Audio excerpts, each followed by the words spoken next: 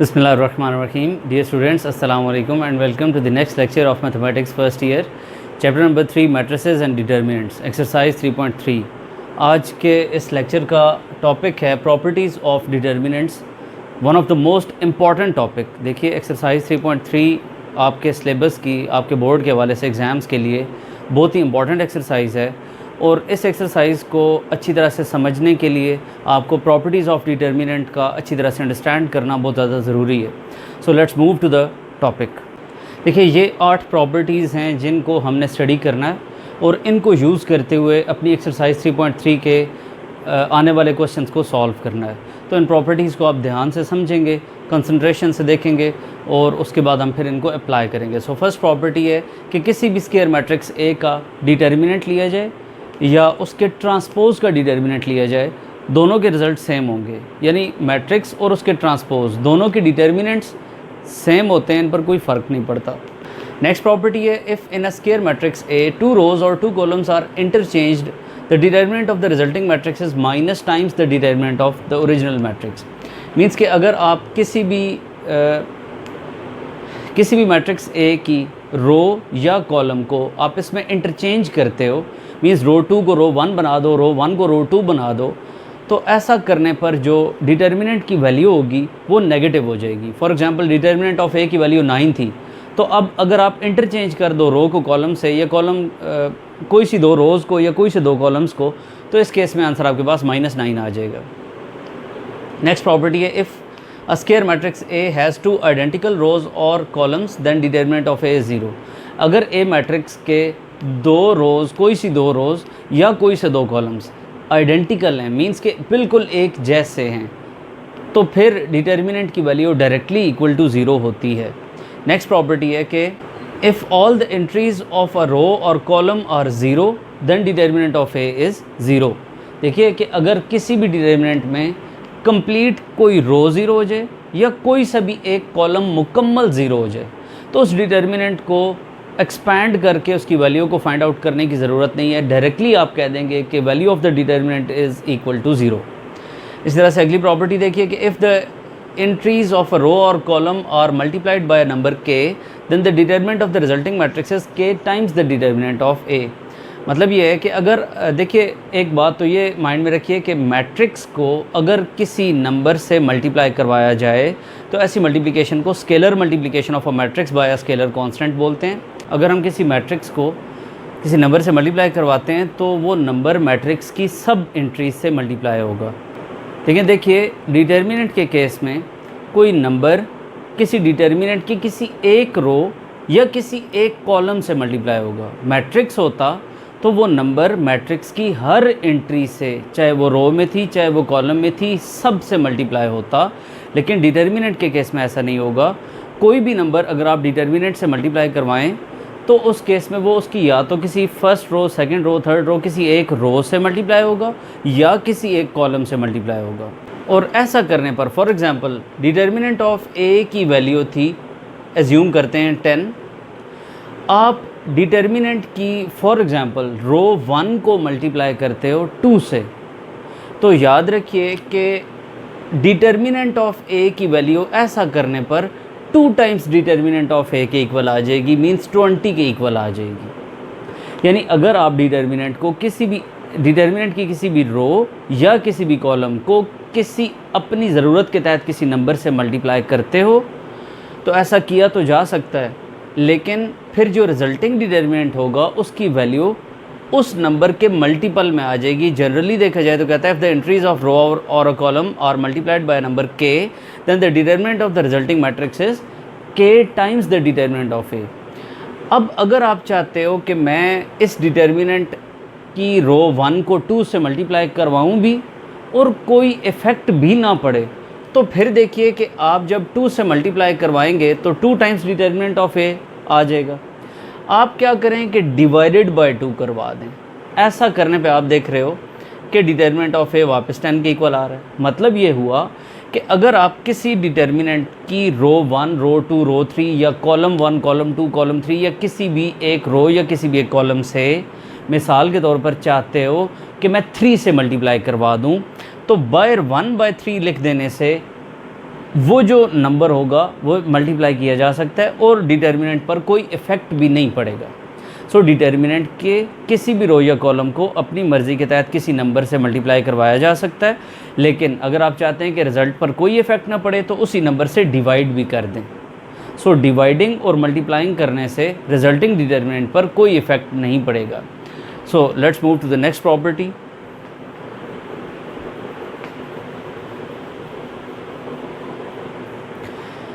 देखिए इसके बाद कहता है कि if each entry of a row or column consist of two terms then its determinant can be written as sum of two determinants.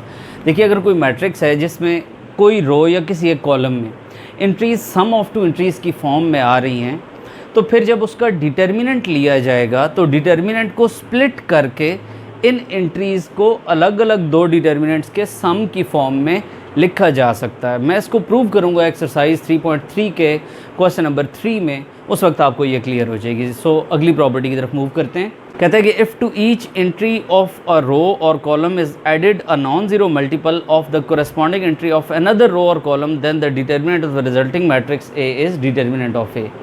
मतलब ये हुआ कि अगर आप किसी डिटर्मिनेंट की किसी भी रो या कॉलम को किसी नंबर से मल्टीप्लाई करवा के किसी दूसरी रो या कॉलम में ऐड करवाओ तो ऐसा किया जा सकता है। मिसाल के तौर पर हम किसी डिटर्मिनेंट ए की रो 1 को 2 से मल्टीप्लाई करवा के और जो रिज़ल्ट आए उसको रो 3 में ऐड करना चाहें तो ऐसा किया जा सकता है।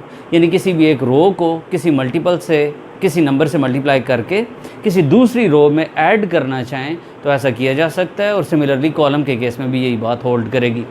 आखिरी प्रॉपर्टी की तरफ आते हैं। If a matrix is in triangular form the value of its determinant is the product of entries on it's main diagonal. देखिए फॉर एग्जांपल, देखिए आपके पास ए मैट्रिक्स है, इसमें आप देख रहे हैं कि स्क्वायर मैट्रिक्स है और इसकी ये एंट्रीज़ एक ट्रायंगल की फॉर्म में आ रही हैं और ये एंट्रीज ज़ीरो हैं। इस तरह से आप देखिए तो इस मैट्रिक्स में ये एंट्रीज़ एक ट्रायंगल की फॉर्म में आ रही हैं और ये सब एंट्रीज ज़ीरो हैं। ऐसे दोनों मैट्रिसेस ट्रायंगुलर मैट्रिसेस कहलाते हैं। ये मैट्रिक्स अपर ट्रायंगुलर मैट्रिक्स है जबकि ये मैट्रिक्स लोअर ट्रायंगुलर मैट्रिक्स है। अगर कोई मैट्रिक्स ट्रायंगुलर फॉर्म में हो, चाहे अपर ट्रायंगुलर हो चाहे लोअर ट्रायंगुलर हो, उसका डिटर्मिनेंट एवेल्यूएट करने के लिए आप क्या करें कि उसके जो डायगनल में, उसके मेन डायगनल में जो एंट्रीज़ आ रही हैं इनका प्रोडक्ट ले लें, डिटर्मिनेंट की यही वैल्यू होगी। यहाँ पर 8 × 5 × 1 करें, आपके पास आंसर 40 आ रहा है। आपको इसको कैलकुलेट करने की ज़रूरत नहीं है, डायरेक्टली आपको पता चल रहा है कि इसके डिटर्मिनेंट की वैल्यू 40 है। सिमिलरली अगर आप इसका डिटर्मिनेंट लेना चाहें तो आप उसको बजाय कि एक्सपैंड करें और पूरे स्टेप्स परफॉर्म करें, आपको डायरेक्टली पता होना चाहिए determinant of this matrix will be 7 × 8 × 3 168।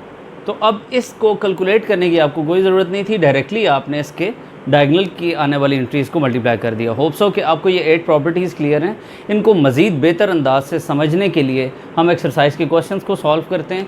आप उसमें देखेंगे कि आपको ये मज़ीद बेहतर हो जाएंगी और जितना आप प्रैक्टिस करेंगे तो आपके माइंड में ये प्रॉपर्टीज़ और ज़्यादा रिफ़ाइन होती जाएंगी और आप इजीली एक्सरसाइज के क्वेश्चंस को सॉल्व कर सकेंगे। So let's move to exercise.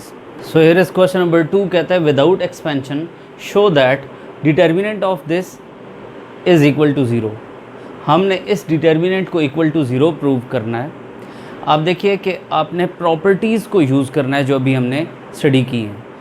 अब आपने जब भी विदाउट एक्सपेंशन डिटर्मिनेंट को इक्वल टू 0 या रिक्वायर्ड फॉर्म में आपने लेकर जाना हो, जो आपसे वो डिमांड कर रहा हो, तो उस केस में आप थोड़ा सा तहम्मुल से 1-2 मिनट इसकी एंट्रीज़ पर गौर करें।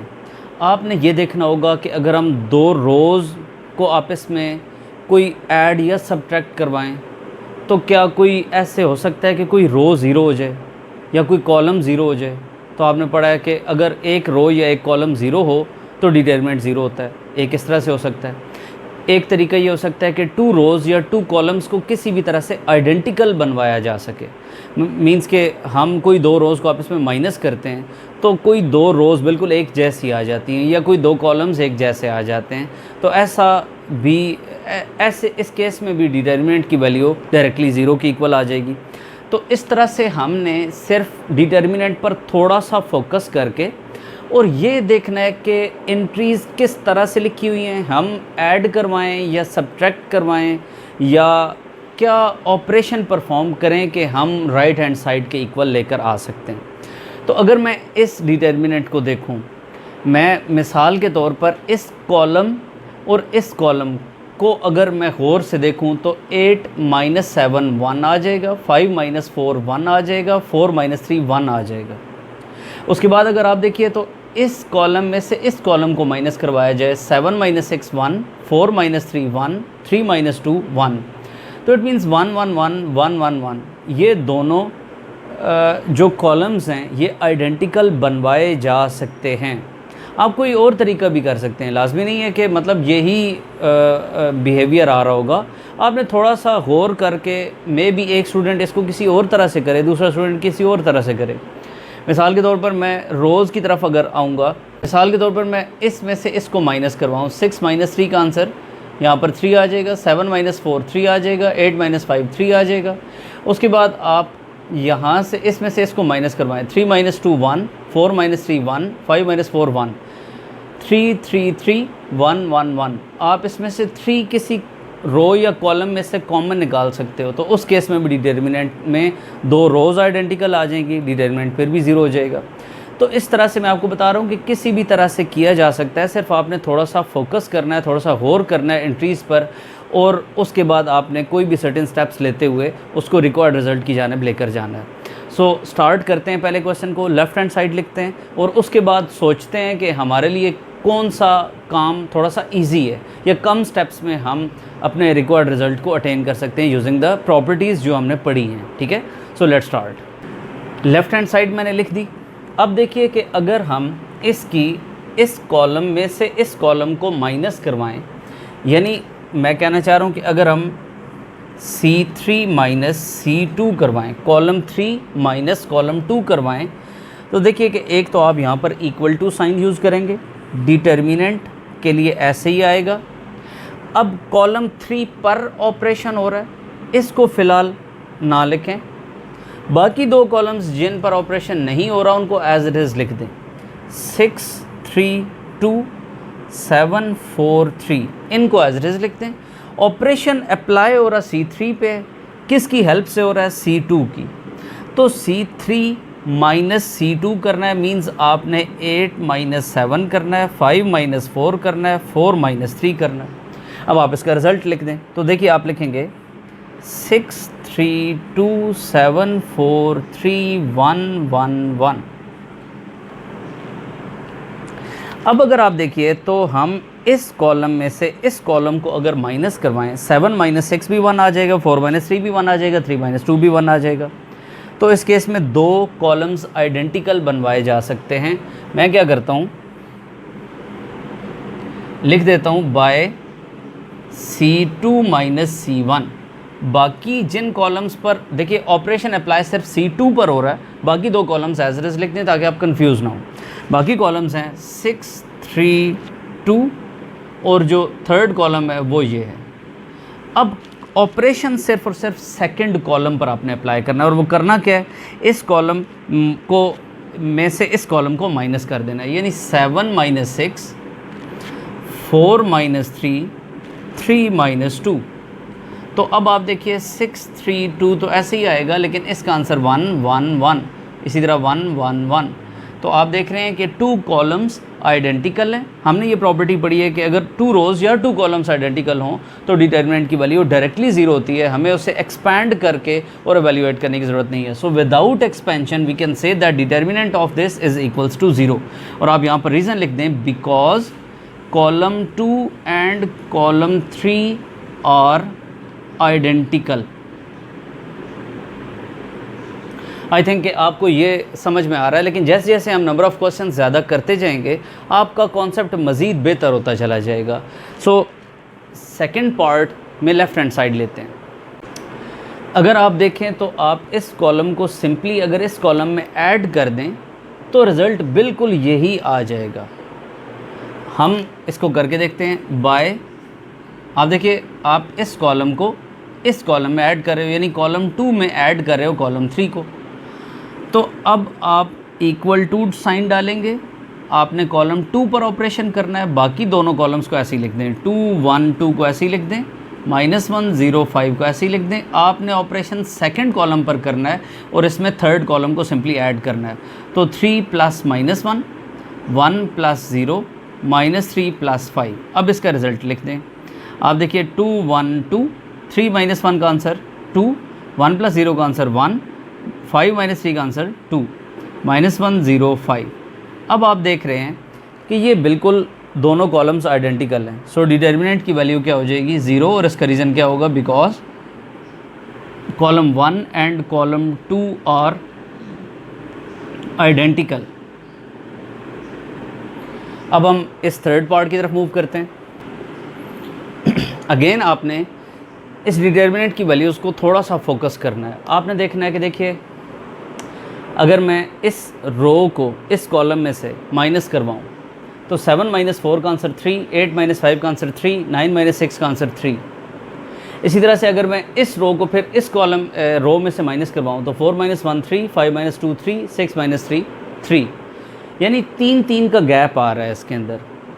तो इस तरह से विद इन 2 ऑपरेशंस हम इसको आइडेंटिकल करते हुए डिटर्मिनेंट को 0 प्रूव कर सकते हैं। सो पहला स्टेप आप लिखेंगे बाय, आप देखिए क्या करना चाह रहे हैं, रो 2 को रो 3 में से माइनस करवाना चाह रहे हैं। तो आप लिखेंगे बाय रो 3 - रो 2। आप इक्वल टू डालेंगे, 1 2 3 4 5 6 ऐसे ही लिख देंगे, क्योंकि इन दोनों रोज़ पर ऑपरेशन अप्लाई नहीं हो रहा, रो 3 पर हो रहा है। और रो 3 पर कैसे हो रहा है कि रो 2 माइनस हो रही है, यानी 7 - 4 करना है, 8 - 5 करना है और 9 - 6 करना है। तो आप देख रहे हैं कि आंसर आ रहा है 1 2 3 4 5 6 3 3 3।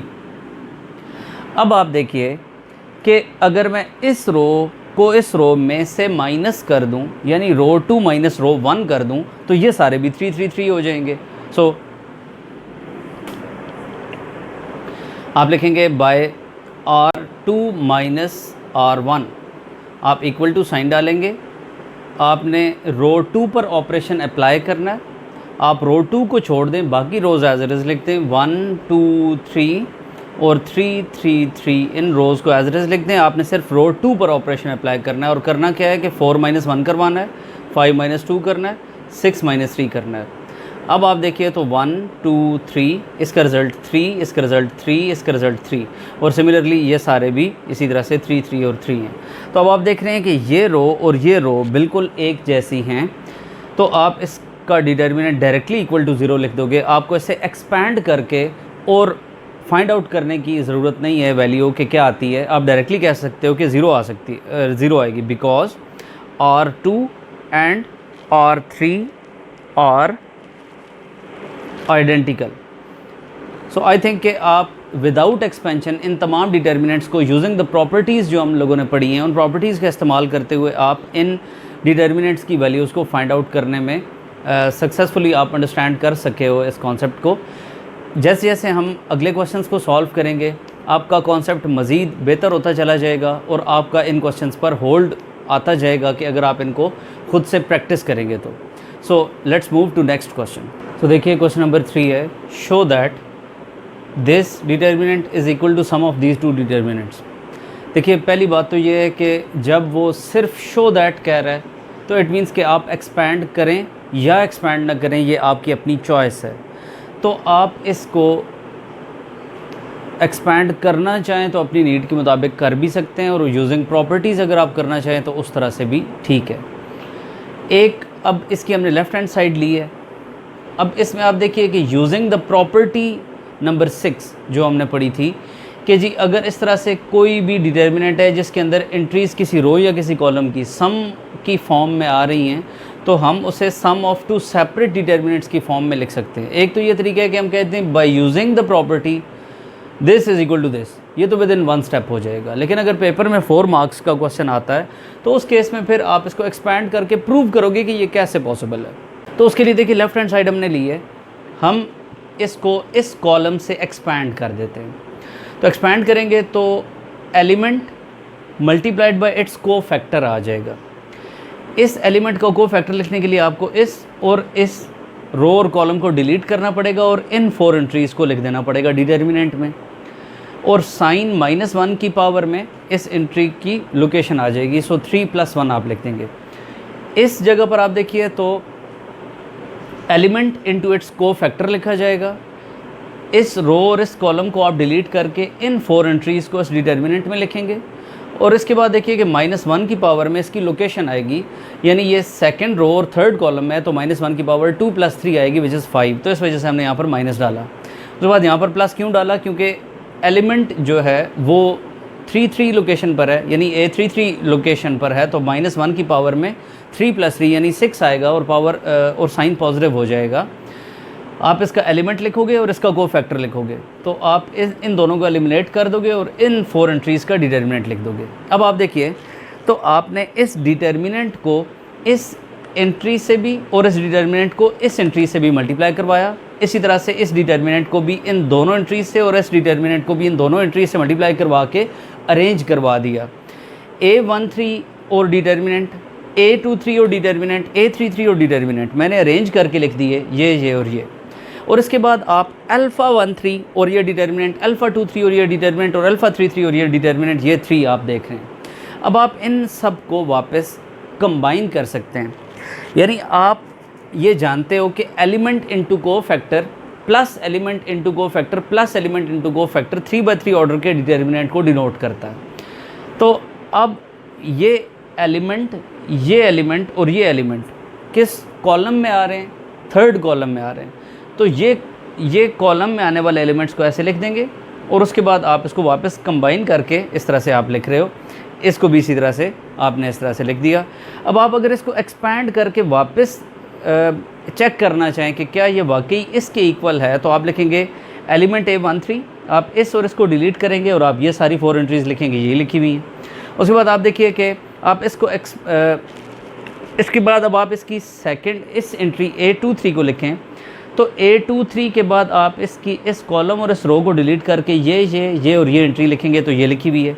उसके बाद अब आप इसका नंबर आएगा तो आप ये एलिमेंट लिखेंगे, इसकी रो और कॉलम को डिलीट करके ये 4 एंट्रीज़ का डिटर्मिनेंट लिखेंगे, वही लिखा हुआ है। तो इसका मतलब है कि इसे वापस क्लोज़ करके इस फॉर्म में और इसे वापस क्लोज़ करके इस फॉर्म में एक्सप्रेस किया जा सकता है। तो इस वजह से हमने इसे क्लोज़ करके ये डिटर्मिनेंट और इसे क्लोज़ करके इस डिटर्मिनेंट के फॉर्म में लिख के राइट हैंड साइड के इक्वल प्रूव कर दिया। सो कि आपको क्वेश्चन नंबर 3 का फर्स्ट पार्ट क्लियर है। सेकंड पार्ट की तरफ मूव करते हैं। देखिए जी कि क्वेश्चन नंबर 3 का सेकंड पार्ट है, आपने इस डिटर्मिनेंट को 9 times determinant of this prove करना था। तो देखिए कि पेपर में जब कभी डिटर्मिनेंट को किसी दूसरे डिटर्मिनेंट के इक्वल प्रूव करना आपको पड़ जाए, तो उस वक्त देखिए कि बेहतर ये है कि आप इसको एक्सपैंड ना करें। मतलब एक्सपैंड आप इसको करेंगे, फॉर एग्जांपल कोई रिज़ल्ट आता है, आप इसको एक्सपैंड करके 9 से मल्टीप्लाई करेंगे, वही रिज़ल्ट आएगा। आपको यहाँ पर कंडीशन उसने सिंपली शो दैट कहा हुआ है, उसने ये नहीं कहा हुआ कि विदाउट एक्सपेंशन शो करें या विद एक्सपेंशन शो करें। तो आपकी चॉइस तो है, लेकिन बेहतर ये है कि जब डिटर्मिनेंट को किसी और डिटर्मिनेंट के इक्वल प्रूव करना हो तो एक्सपैंड ना करें और यूजिंग द प्रॉपर्टीज़ आप उसको प्रूव करें। सो आपको वो एक्सपैंड करने की इजाज़त दे या ना दे, ऐसे केसेस में आपने इस तरह से इसको यूजिंग प्रॉपर्टीज़ आपने इसको प्रूव करना है। तो अब हम इसकी लेफ़्ट हैंड साइड लेते हैं। ये लेफ़्ट हैंड साइड मैंने लिखी। अब देखिए कि 9 बार लिखा हुआ है। आप याद रखिए डिटर्मिनेंट की किसी रो या किसी कॉलम में से कोई एक नंबर कॉमन लेना चाहें तो ऐसा भी किया जा सकता है। यहाँ पर आपने तसल्ली से देखना है कि किसी भी एक रो या कॉलम में से कोई नंबर कॉमन आता है। तो आप देख रहे हो कि 3, इसको भी मैं 3 × 3 लिख सकता हूँ और इसको भी मैं 3 × 5 लिख सकता हूँ। तो 3, 3 और 3 इसमें से कॉमन आ सकता है। मैट्रिक्स हो तो याद रखिए कि कॉमन अगर आपने लेना है कोई एलिमेंट, तो सारी एंट्रीज़ में जब तक वो नहीं होगा वो कॉमन आ ही नहीं सकता। लेकिन डिटर्मिनेंट में ऐसा नहीं होता। डिटर्मिनेंट में अगर आपने कुछ कॉमन लेना है तो वो किसी एक रो से या किसी एक कॉलम से कॉमन लेना है। थ्रू आउट द डिटर्मिनेंट कुछ भी कॉमन नहीं लिया जा सकता। तो आप यहाँ पर क्या लिखेंगे, by taking 3 common from C2। आपने 3 को इस कॉलम में से कॉमन लेना है, तो 3 आउटसाइड लिखा जाएगा और बाकी कॉलम्स पर कोई इफ़ेक्ट नहीं आएगा। सिंपली ये जब 3 बार जाएगा तो 1 आएगा, ये 3 जाएगा तो 3 आएगा और ये 3 जाएगा तो 5 आ जाएगा। अब देखिए 5 की जगह 5 और 1 की जगह 1 तो हम बना चुके हैं। मज़ीद आप देख रहे हो 210 भी वही आ रहा है और 251 भी वही आ रहा है। अब क्या चीज़ सेम नहीं आ रही, वो इस रो और इस रो को कंपेयर करें तो ये चीज़ सेम नहीं आ रही। आपको यहाँ से एक क्लू मिल रहा है कि अगर मैं 3 3 और 3 को फर्दर इस रो में से कॉमन निकाल लूँ तो एक तो बाहर 9 आ जाएगा, दूसरा 1 1 और 2 ये भी वही हो जाएंगे। सो अब आपने क्या करना है जी, अगेन लिखना है बाय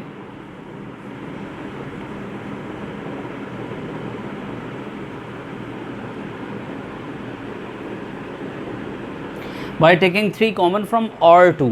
देखिए ये रो 2 में से आपने 3 को कॉमन लेना है, तो 3 into 3 आ जाएगा, ये वाला 3 है और ये जो रो में से कॉमन ले रहे हैं वो 3 है।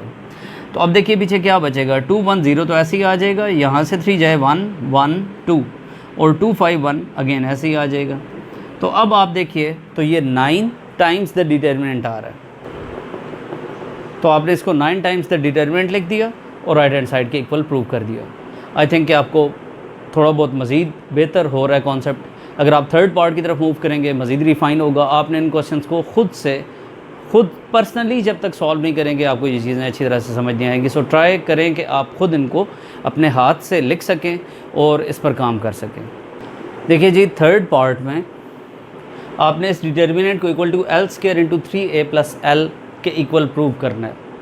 देखिए कि इसके अंदर अगर आप ऑर्डिनरी एक्सपेंशन करते हैं तो काफ़ी सारी टर्म्स इन्वॉल्व हो जाएंगी जिन्हें आपको सिंप्लीफाई करने में भी प्रॉब्लम हो सकता है। सो अगर आप इस चीज़ को देखें तो इसका मतलब हुआ कि a 3 टाइम्स ऐड हो रहा है।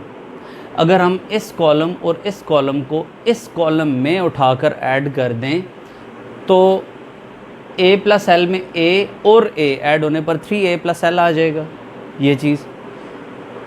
इसी तरह से ये और ये इसमें ऐड होंगे 3a प्लस एल, ये दोनों ऐड होंगे 3a प्लस एल। आप इस पूरे कॉलम में से 3a प्लस एल को कॉमन ले सकते हो, आपके लिए काफ़ी हद तक सिंप्लीफाई हो जाएगा।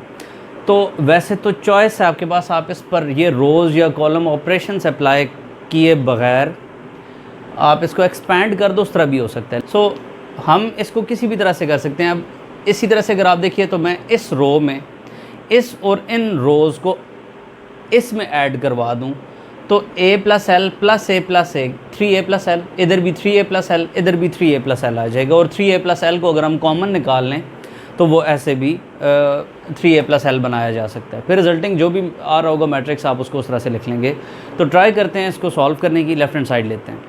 अब देखिए कि मैंने जब ये कॉलम 1 में कॉलम 2 और कॉलम 3 को ऐड करवाया तो देखिए आपने ब्रैकेट्स का यूज़ लाजमी करना है। यानी आप कहना ये चाह रहे हो कि कॉलम 2 और कॉलम 3 को ऐड करके रिज़ल्ट को C1 में ऐड करें। यानी आपने ये नहीं करना कि कॉलम 2 और कॉलम 3 को पहले आप इसमें ऐड कर देना, a प्लस ए, इधर 2a बना दें, इसको इसमें ऐड कर दें, 2a प्लस एल बना दें, इसको इसमें ऐड करें, 2a प्लस एल बना दें और उसके बाद उस रिज़ल्ट को इसमें ऐड करें। ऐसा नहीं है। इसका मतलब ये है कि आपने C2 और C3 को रफ़ वर्क में ऐड कर लें, अपने माइंड में ऐड कर लें और उसके रिज़ल्ट को जस्ट C1 में ऐड करें। तो आपने a प्लस ए को 2a बना के और उसके रिज़ल्ट को इसमें ऐड करना है तो 3a प्लस एल यहाँ पर आ जाएगा। तो a प्लस एल प्लस ए। इसके बाद इसमें आपने इन दोनों एंट्रीज़ को ऐड कर देना है, मैंने ऐसे ही लिख दिया। इसमें आपने इन दोनों एंट्रीज़ को ऐड कर देना है, मैंने ऐसे ही लिख दिया। सो एडिशन बेसिकली C1 में हो रही है, C2 और C3 पर इसका कोई इफ़ेक्ट नहीं आएगा। सो हमने C2 और C3 पर कोई इफ़ेक्ट नहीं लाया, इसको एज इट इज़ लिख दिया। अब आगे चलते हैं। देखिए इस सब का रिज़ल्ट क्या आ जाएगा, 3a plus L 3a plus L 3a plus L. बाकी क्या बचता है,